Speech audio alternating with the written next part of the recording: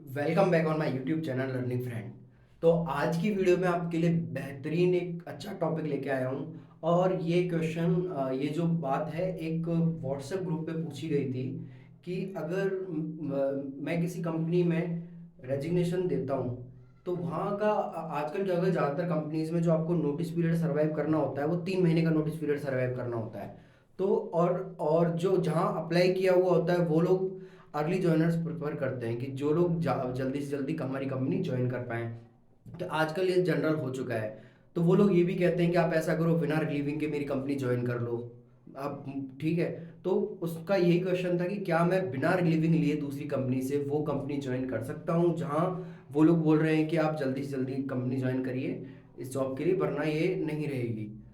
तो उसी बात पे हम आगे बढ़ते हैं। तो देखो क्या होता है कि जब भी आप किसी कंपनी को ज्वाइन करते हो तो देखो ऐसी कोई छोटी मोटी कंपनी है जिसका कोई आपका डॉक्यूमेंट साइन नहीं हुआ है, कोई ऑफर लेटर नहीं था, बेसिकली कोई छोटा मोटा टेक्निकल वेंडर है उसके पास अगर आप काम कर रहे हो या किसी अदर कंपनी में काम कर रहे हो, तो वहाँ से आप छोड़ सकते हो। लेकिन जब एक आप स्टैंडर्ड लेवल की एक अच्छी कंपनी, प्राइवेट लिमिटेड कंपनी में काम कर रहे हो जहाँ आपसे आपका ऑफर लेटर साइन कराया गया था, वहाँ आपको ये दिक्कत आ सकती है कि आपके ऑफर लेटर में हो सकता हो ये क्लोज हो कि आप अगर नोटिस पीरियड सर्वाइव किए बिना या रिलीविंग लिए बिना नौकरी छोड़ते हो तो आप पर लीगली एक्शन भी लिया जा सकता है। तो वहाँ आप थोड़ा सतर्क हो जाए और ऑफर लेटर में अपने पढ़ लें कि वहाँ ऐसा कोई क्लॉज था या नहीं था।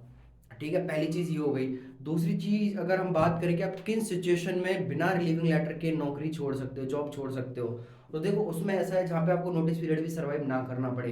तो वो सिचुएशंस ऐसी है कि कोई ऐसी मजबूरी हो गई, आपको शहरी बदलना पड़ रहा है, ऐसी अगर सिचुएशन आ गई है तो उसमें वो लोग ये भी ऑफर करते हैं, अगर उनकी कंपनी वहाँ फंक्शनल होती है कि आप वहाँ ट्रांसफ़र ले लीजिए, लेकिन वहाँ नहीं है। और आपको मतलब कुछ ऐसी सिचुएशन आ गई जहाँ आप जॉब कर ही नहीं सकते, आपके फादर या पेरेंट्स में किसी की तबीयत खराब रहती है, आपको उस लोकेशन में शिफ्ट होना है। अगर ऐसे कोई इश्यूज हैं तो आप उसके अंदर ज़रूर ऐसा कर सकते हैं। या फिर आप खुद का बिजनेस, अगर खुद के बिजनेस है, फादर का बिजनेस है, मुझे उसमें इन्वॉल्व होना है, तो वहाँ का जो रिलीविंग लेटर वो मेरे को यूज़फुल नहीं है, तो ऐसी टाइम पे मैं ये कुछ कर सकता हूँ। लेकिन ऐसा करने से क्या होता है ना कि अगर आप नोटिस पीरियड सर्वाइव किए बिना जॉब छोड़ते हो ना तो मार्केट में हमारी जो छवि है ना वो उस पर भी इफेक्ट पड़ता है कि इसने सर्वाइव नहीं किया, अचानक से जॉब छोड़ के चला गया, मैंने फ़ोन अटेंड करना ही बंद कर दिया।